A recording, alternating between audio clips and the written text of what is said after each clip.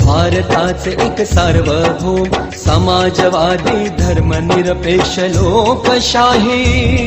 गणराज्य घडवण्याचा त्याच्या सर्व नागरिकास सामाजिक आर्थिक व राजनैतिक न्याय विचार अभिव्यक्ती विश्वास श्रद्धा व उपासना यांचे स्वातंत्र्य दर्जाची व संधीची समानता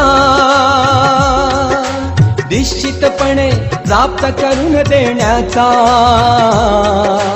आणि त्या सर्वांमध्ये व्यक्तीची प्रतिष्ठा व राष्ट्राची एकता आणि एकात्मता यांचे आश्वासन देणारी बंधुता प्रवर्धित करण्याचा संकल्पपूर्वक निर्धार